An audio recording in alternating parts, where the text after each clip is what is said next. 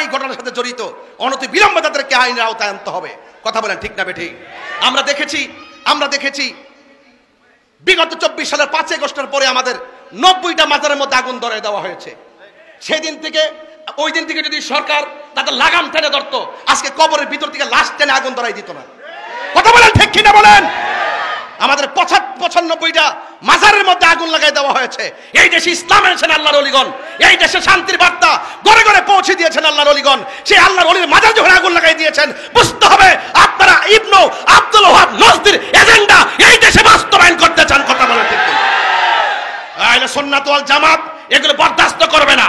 শান্তিতে কথা বলি, ভদ্রভাবে কথা বলি, খানকায় বসে আমরা মুরাকাবা মুশাহাদা করি। আমাদেরকে রাজপথে নামতে বাধ্য করবেন না, বলে দিলাম। ঠিক কিনা বলেন? এই জন্য ইন্টারিম গভর্নমেন্টকে বলবো অনতি বিলম্বে সেই উগ্রবাদীদেরকে আইনের আওতায় আনা হোক। আমি আশা করব সকল ধর্মবর্ণ যত দলের লোক আছেন প্রত্যেককে বলবো এই ঘটনার তীব্র নিন্দা জানানোর জন্য। কথা বলে ঠিক না বেঠিক? এটা অত্যন্ত দুঃখজনক। এই জন্য আপনারা ভৈরববাসী শান্তিতে আছেন, এই শান্তির বার্তা ছড়িয়ে দিবেন। আপনাদের মাঝে উগ্রতা নাই, নিন্দা নাই, হিংসা নাই এবং গীবত নাই। ঐক্যবদ্ধ থাকবেন।